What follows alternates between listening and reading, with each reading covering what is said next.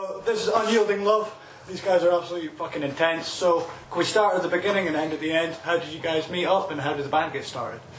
Our first drummer asked me to start a Bannermans band with Chris, and then we were just into like a load of different shit. So we started doing noise and stuff, and then Medlow got involved, and then we kicked the first guy out. And then Not working then. Nah, and then eventually we ended up with Dave here, and then just been playing shows and stuff. It's been sweet. Nice one.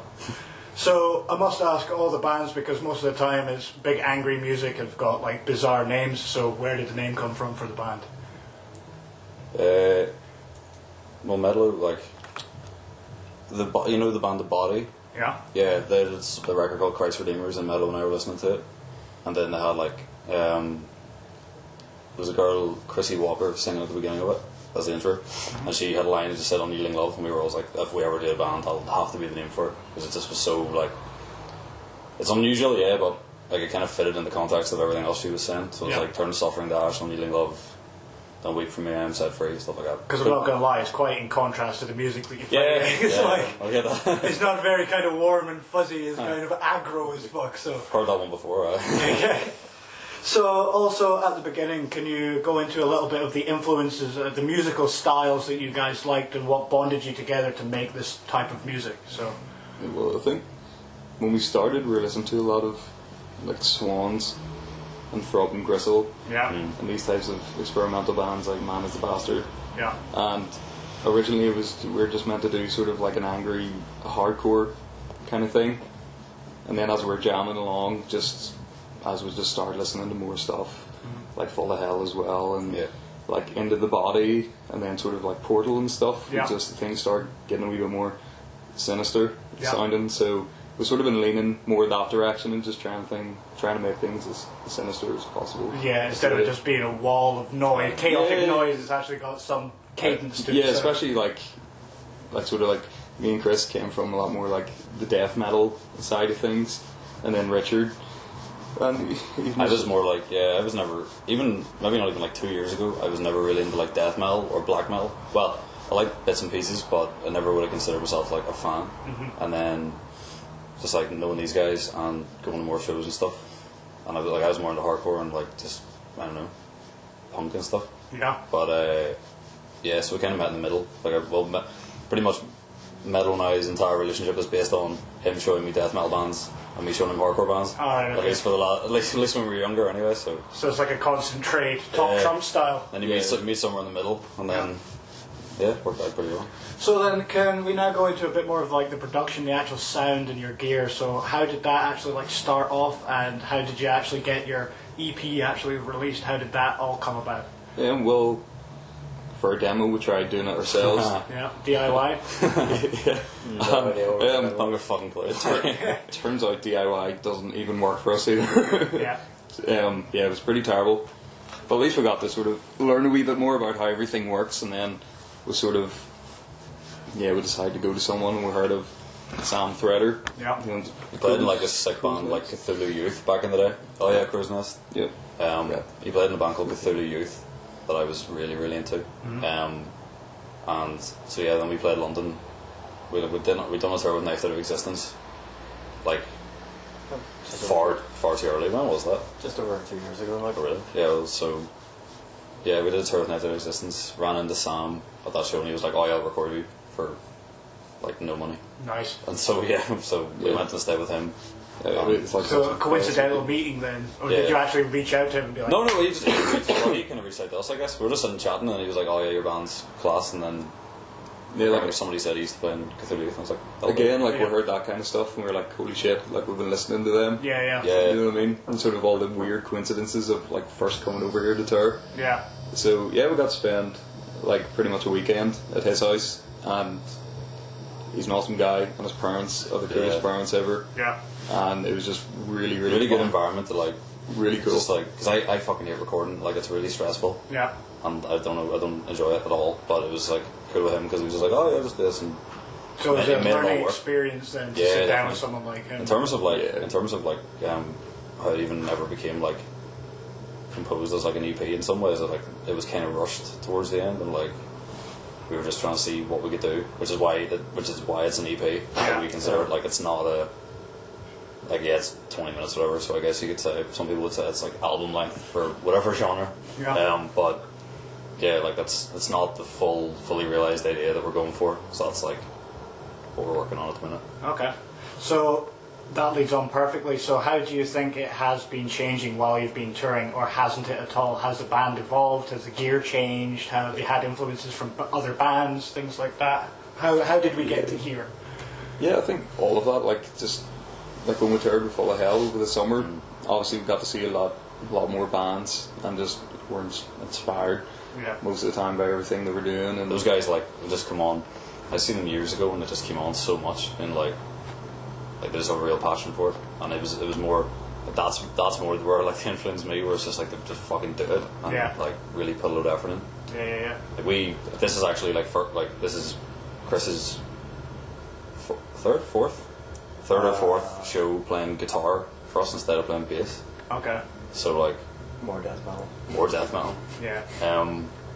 Yeah, just kind of like I don't know, just whatever bands I got into, and then kind of evolving your sound and just trying to make things a bit more atmospheric and a bit more intense. Just push everything we've already sort of been trying to do a bit further. Yeah, just really building upon the platform that you already made. As I say, like it wasn't like fully realised. So I think now it's definitely more the tour. Like I mean, I don't think any of that would have came if we didn't tour as much as we did. Yeah. Because a lot of the time it sort of felt like I don't know what the fuck we're doing. Yeah. And then you put in that, like, you kind of have to put in the grunt work or whatever. Sometimes you play like 3 people in the middle of Eastern Europe somewhere, and you're like, what the fuck are we doing? But that is that's part of the course as well. Oh, yeah, like absolutely. being able Great. to Like, play. It's like there's no point in just sitting in a practice space and just rattling it out. Sure. Yeah. Especially like because back home as well, it seems like getting to play with a lot more experimental bands like down in Ireland, and like black metal coming up. There seems to be like the scenes just sort of coming together at a really good time. It's like it all kind of works in like peaks and troughs, but it just seems to be a real high point. Yeah. At the minute, so it's sort of seeing a lot of bands from Ireland who are like on their game and really going for it, and everyone's trying to get out, and they kind of like everyone's with each other and sort of like work off each other's momentum. We're just like that, just go for it. Yeah, working together instead of pulling each other apart. So it's definitely it's a good motivator just to kind of do it and realise you can actually sort of get out of this country and do this music. Yeah, do what you love. Yeah.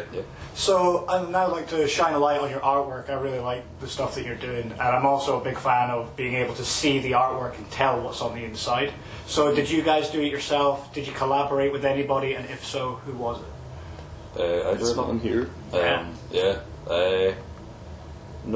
It's just like I draw fairly frequently, so it's just kind of like it kind of pairs well, I guess, when you're writing lyrics and stuff. It kind of like it works as an aesthetic for that. Yeah. But a lot of the time, it's like it is quite vague and it's quite whatever. But yeah, it is what it is. Grimy and angry, man. That's what it is. You can tell. It's great. Yeah, I think it seems to suit quite well. I think it might be nice to try and get some other people's like interpretations of like what they think would suit our sound and stuff. Because I mean, like we're all wearing like death metal t-shirts and shit, but like it'd be good. I never thought that would really suit what us, you're going for. if you know what I mean. Yeah. But yeah, it's like drawing all the time anyway, so might as well. There's yet another layer to it as well. Yeah. So, you guys aren't shy of touring, as we've already gone over. So, is there any tour antics that you'd like to divulge to the general public, or are you all good boys? As long as no cops watching out. Do you want to tell the Latvia story? No fucking way am I telling them that. No, YouTube, you're not hearing the Latvia story. If you ask me in real life, you'll be thrown out of the venue. It's fucked up. Well, there you go. That's a little exclusive. No, it was a really good show, but it was like fucking Nazis at the venue, seeing people shooting guns on the street. Holy fuck. People treating women like shit, and like it was a bit fucking sobering. Didn't play until like 3 o'clock in the morning. Holy fuck. So just chaos then. Of all that shit, and I didn't play until 3. But yeah, like no, I mean, it was just a lot of intense shit in one evening. Yeah. So it was, but no, it's all part of the tapestry of touring. We had a fucking great time. Like very character building then. Oh yeah. Learned a lot that night. We had We had a our boy Adam. yeah, Adam us around. Adamus.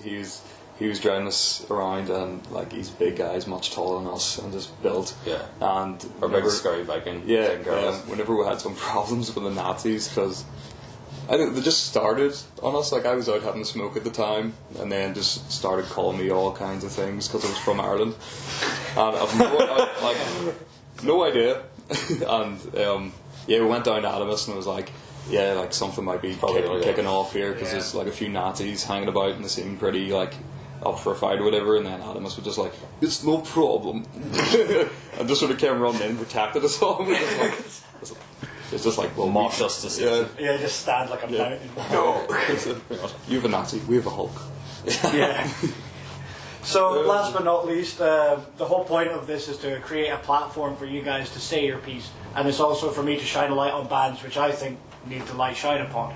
So, I always like to ask bands, are there any bands out there that you guys personally like which need to get a shout out to?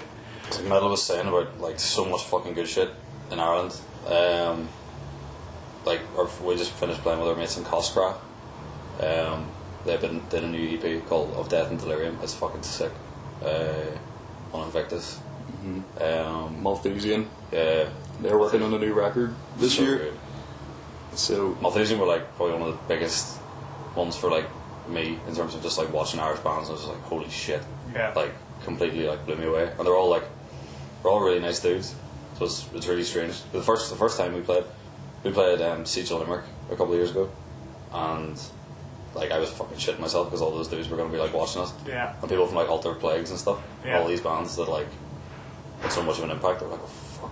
I better put my finger out. Don't fuck it up. Yeah. So, we didn't even know they were there till after. I don't know. That's probably just as well. We were just like chatting, and they said, "Oh, they were in this band." It's just like, oh god. Finger open. This Disconnect from up north, our mate Adam. Everything Adam does is really great, and it's probably like I would say it's probably the least well known intense thing from going on. Like everything, I don't know. It's like he doesn't really promote himself at all. Was it like a one-man noise collective sort of thing? No, yeah. Sometimes there's other people involved in it, but I would definitely say he's like the brain behind most of the projects that he's involved in. Okay. He's a fair few projects, everything from Funeral Doom to industrial stuff to Dream Pop. Yeah, Christ, okay. It's all and all of really it's good. fucking brilliant. Really Like good. it's so great. You'll have to hook us up then. You'll have to hook us up. Well, thanks very much, guys. This has gone off without a hitch, so thanks very much for coming in and doing the interview. It'll be popping in the next few weeks, and Thank you very much. hopefully for get having the us. face melted off later by you guys. See you in a bit. Right. Thanks so much. Cheers, Cheers, guys. guys. Thank you.